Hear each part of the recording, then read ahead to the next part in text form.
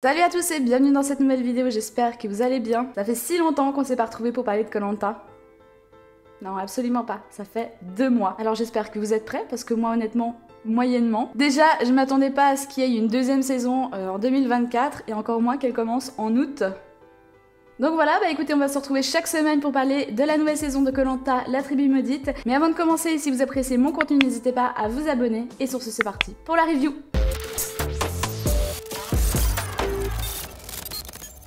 Alors, cette nouvelle saison de koh Lanta déjà se passe aux Philippines. On va retrouver 24 nouveaux aventuriers et aventurières, dont 2 qu'on connaît déjà assez bien. Je parle évidemment de Frédéric et Hugo, qui seront donc chefs d'équipe pour les rouges et les jaunes. Mais avant de commencer, on va retrouver du coup les filles et les garçons, chacun sur un bateau distinct. Et ça commence assez fort, hein, comme d'habitude. Ils vont devoir parcourir environ 500 mètres à la nage pour atteindre la plage où se trouve Denis. Et pendant ce temps, Frédéric et Hugo sont à l'écart à les observer et essaient déjà de distinguer quels éléments se démarquent. Alors déjà, les premières impressions quant à ce début d'épisode, écoutez, j'ai trouvé ça fort sympathique. Après le concept qui est donc Frédéric et Hugo, pour l'instant, je vous avoue, j'ai un petit peu de peine. J'ai l'impression qu'ils vont beaucoup être jugés soit par les aventuriers, soit que eux vont juger les aventuriers. Donc bon, j'ai un petit peu de réserve.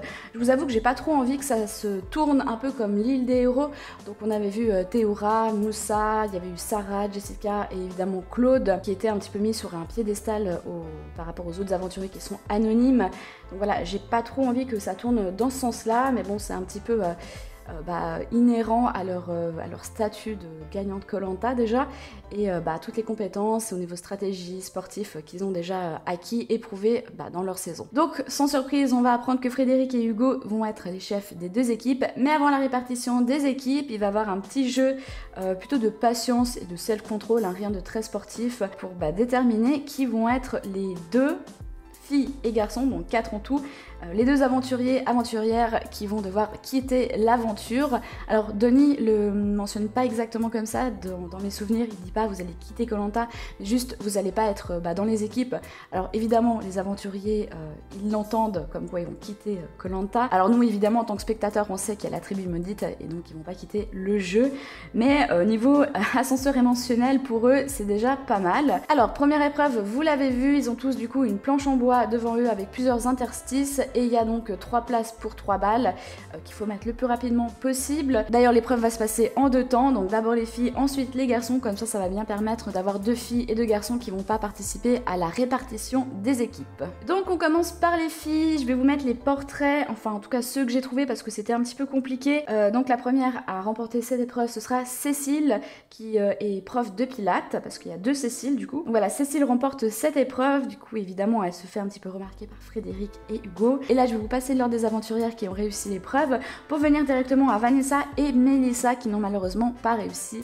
Évidemment, c'est une déception pour les 2. Pour les garçons, ce sera Fabrice. Petite mention sur Fabrice qui s'est inscrit depuis 23 ans, donc toutes les années, à ce que j'ai compris, depuis qu'il a 17 ans.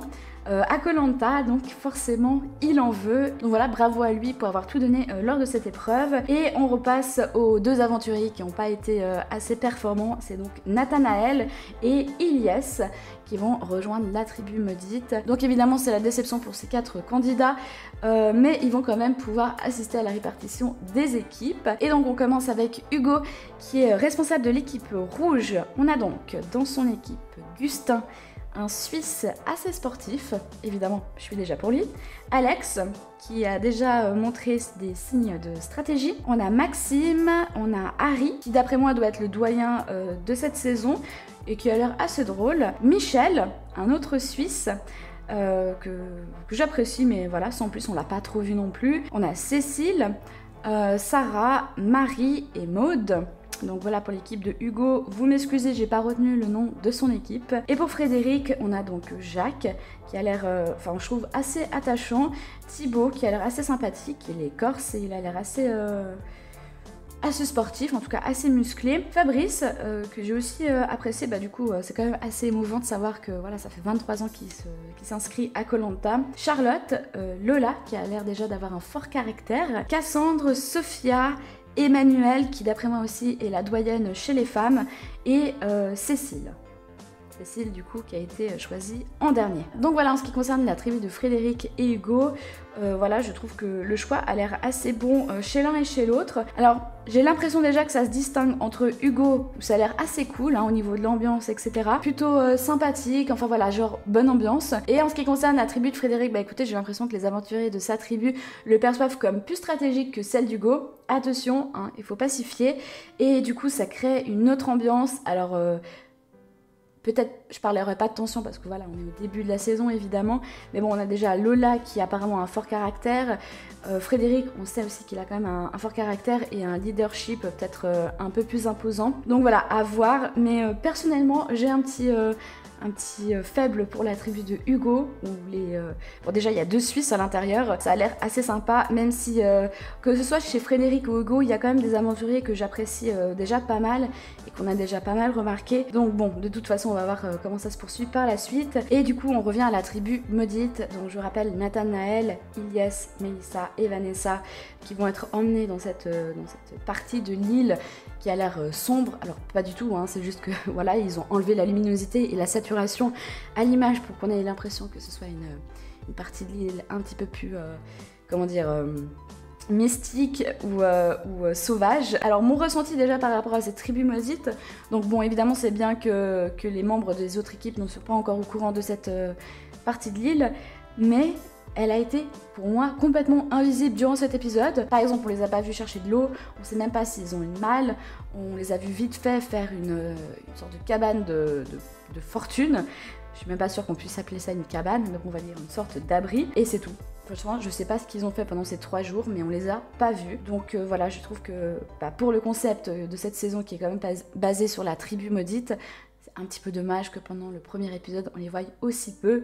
Surtout que les moments de camp, que ce soit dans la tribu de Hugo ou Frédéric, voilà, on aurait pu peut-être cut un petit peu pour passer du coup à la tribu maudite. Voilà, ça c'est en tout cas mon avis pour ce premier épisode.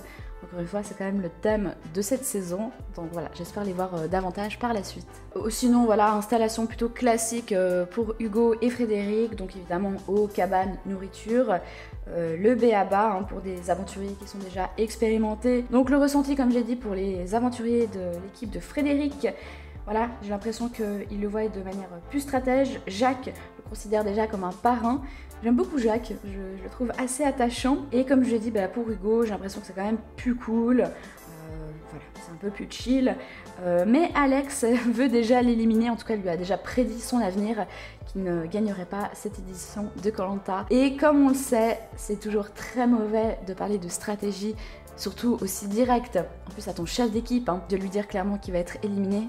Au début de saison, on fait pas ça, clairement pas. Et Hugo l'a bien dit, au début de saison, on pense au niveau collectif. Et ensuite, donc je pense par la suite au niveau des ambassadeurs, on peut être plus individualiste, mais là, voilà, c'est une équipe quoi. Il faut quand même qu'ils avancent ensemble et sinon ils vont tous se faire éliminer. Au niveau des portraits, écoutez, j'ai surtout retenu celui de Cécile, donc qui est hôtesse de l'air et qui s'entraîne au tir à l'arc à côté de sa télévision.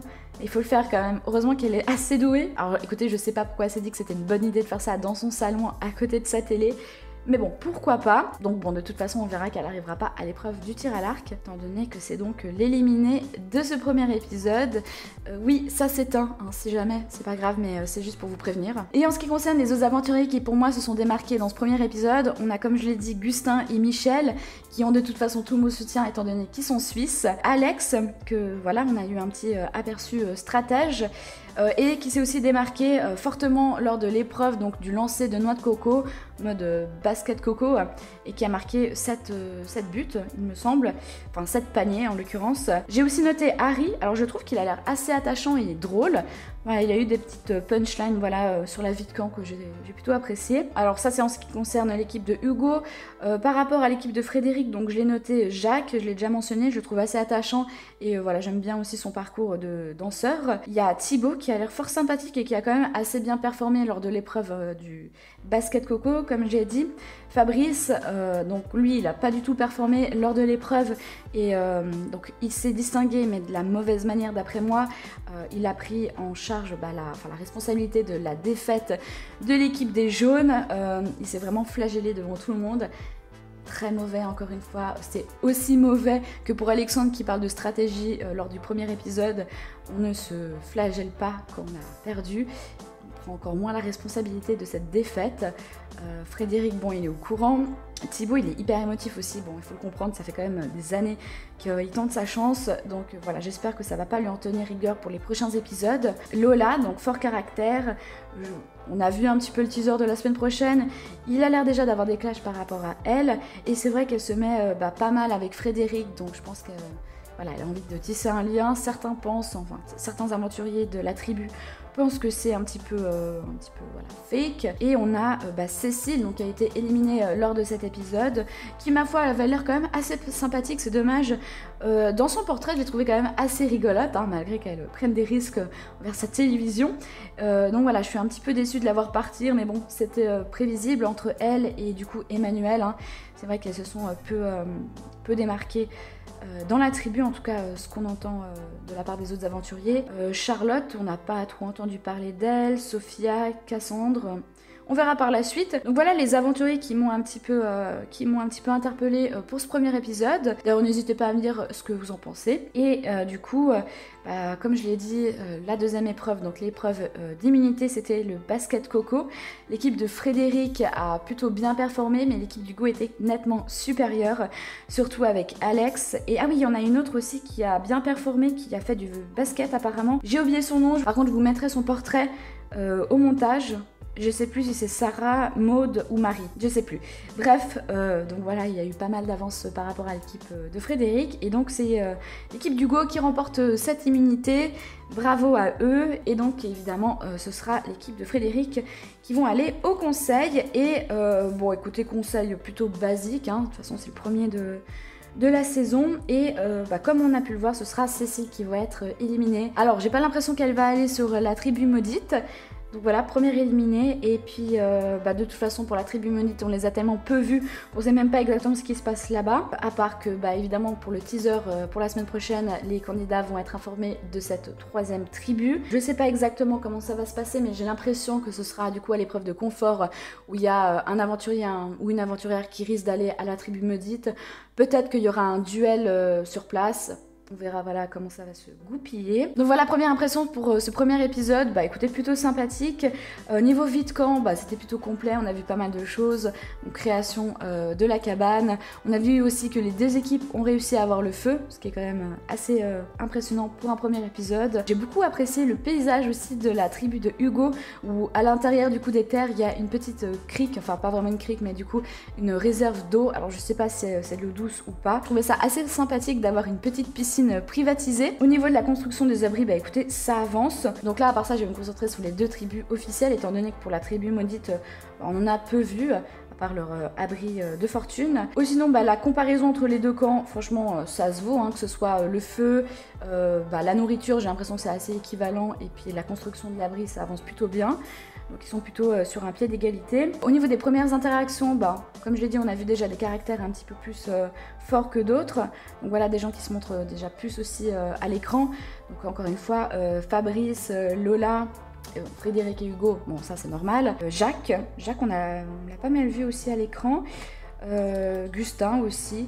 Bon après ils ont performé aussi pendant les épreuves, donc voilà. Alors en ce qui concerne les moments forts de ce premier épisode, donc déjà il y a eu la première épreuve avec les 4 candidats éliminés entre guillemets pour la tribu maudite. J'ai bien apprécié l'épreuve, j'ai trouvé ça sympathique que ce soit pas une épreuve sportive dès le départ, surtout qu'ils ont nagé avant l'épreuve. Donc voilà, il y avait du suspense, c'était plutôt agréable à regarder. Autre moment fort, j'aurais tendance à dire la tribu maudite, mais pas tant que ça au final. Et évidemment aussi la deuxième épreuve que j'ai beaucoup appréciée, donc très cool à regarder. Donc voilà pour les moments forts de cet épisode. Bon, le conseil, pas tant que ça au final. Il y a eu quand même Cécile qui a cherché un collier, parce que voilà, Denis a annoncé qu'il y avait déjà des colliers sur leur île. Je me doutais qu'elle en trouve pas, mais voilà, il y aurait pu avoir quelque chose par rapport à ça. Donc voilà pour les moments forts, il y en a eu quand même peu, c'est surtout de la vie de camp, la présentation des candidats, de toute façon vous connaissez les débuts de saison, hein. Il faut déjà qu'on retienne tous les prénoms et les visages. Donc voilà, bah écoutez, moi j'ai beaucoup apprécié ce premier épisode. Encore une fois, je suis quand même surprise de la rapidité à laquelle on reprend les reviews et donc les saisons de Koh-Lanta. Mais bon, pourquoi pas, je pense qu'on est parti du coup jusqu'à fin novembre, voire début décembre, hein. Ça dépend un petit peu la répartition des épisodes par semaine. Aussitôt, j'espère que vous êtes contents de reprendre cette nouvelle saison et du coup de voir mes reviews. D'ailleurs, en ce qui concerne mes reviews, à l'heure à laquelle je tourne cette vidéo, on est jeudi. J'ai aucun moyen de la faire plus tôt, donc en l'occurrence mercredi. Au niveau logistique, je peux pas les faire les mercredis, donc je tourne cette vidéo le jeudi matin, je la monte après mon boulot et normalement je la poste le jeudi soir. Voilà, honnêtement j'espère que ça va pas me pénaliser au niveau des vues, etc. Donc voilà, n'hésitez pas à vous abonner pour pas rater mes prochaines vidéos. J'espère que cette review vous aura plu, si c'est le cas n'hésitez pas à la liker et à la commenter. Et moi je vous dis à très bientôt dans une prochaine vidéo. Ciao ciao!